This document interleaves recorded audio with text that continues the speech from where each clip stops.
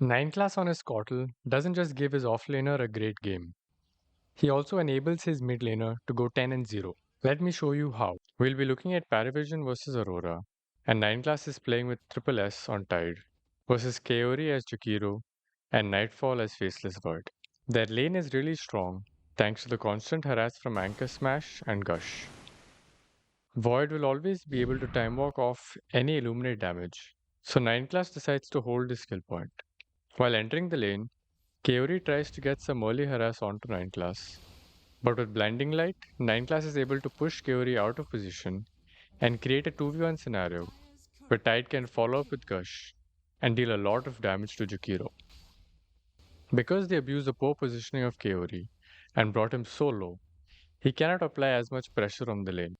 This one play allows 9 class access to the pull camps, and he body blocks the small camps so that Radiant cannot pull. The next important play that happens is that SSS pulls aggro to both the range creeps. If Radiant do not contest this, then Tide can deny both of them, and the offlane will hit level 2 first. Hitting level 2 first is a huge pass spike, since you have 4 spells versus 2, which means that Dire are guaranteed to win any fight that they take. Nightfall doesn't want this to happen, so he tries to secure the range creep and time walk after. Dire are aware of this and pull creep aggro so that the Radiant melee creeps stop hitting the range creeps. This forces Nightfall to auto attack the range creeps for longer and tank damage from both Tide and KOTL.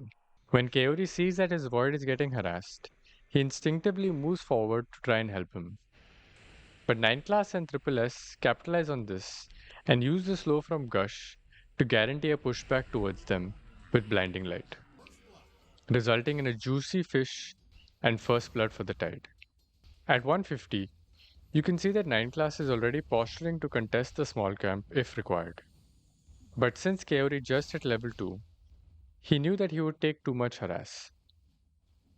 Before I even watch the rest of the replay, I'm going to predict that Dire will just farm the small camp for extra gold and experience. KOTL on his own can blast on the small camp if required, and now that you can get neutrals from minute 0, farming the small camp gets you closer to a really early neutral item. At 2 minutes, 9 class dewards the hard camp.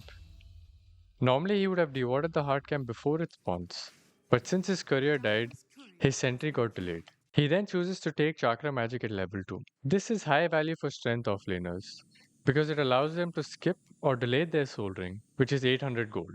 This lets them purchase other items that win them the lane. You can see how 9 class and Triple S abuse the low attack range of Jakiro by using Gush into Blinding Light every time he walks up to harass the Tide. This constant pressure that they are applying force Nightfall into skilling time dilation. In an ideal scenario, Faceless Voids would like to max out their time lock, since this is their key farming spell, and hence, Dire forcing the skill point is very meaningful even after the laning phase. At 236, watch how both 9 class and Triple S are preparing for the Lotus.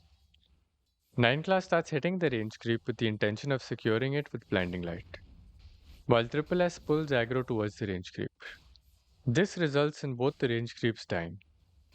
It will be very hard for Void and Jakiro to contest the Lotus now, especially since there will be 3 creeps hitting them and more on the way. Because the Dire have gone for Lotus, Kaori tries to get a pull off, but 9 class runs in to contest this. Before the fight even begins, it's doomed for Radiant. And let me explain why.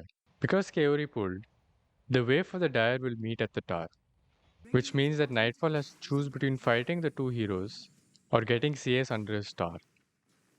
If he chooses to fight them, he will lose a lot of experience and gold.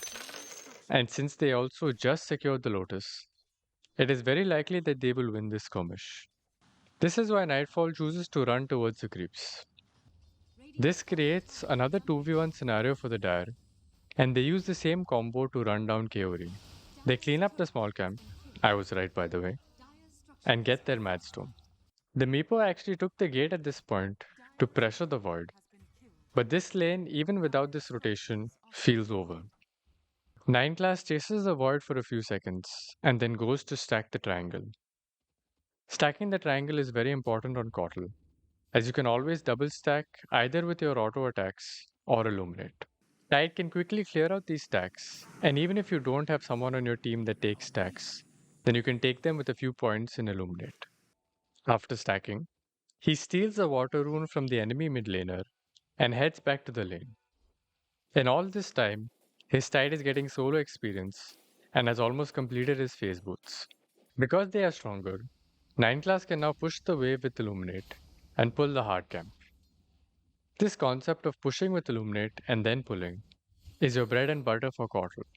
That's why it's very important to unblock the hard camp. Pulling brings the lane to a safer spot and allows 9 class to go stack the triangle without leaving his Tide in danger. When 9 class leaves, he doesn't just stack the triangle. Let's watch what he does. After stacking the ancients, he runs towards his mid laner to give him mana. He also has a ward ready and places it as soon as it hits nighttime. This is very important as the first observers placed usually run out by this time, and at night, it is harder for the enemies to keep track of you and find where you are warding.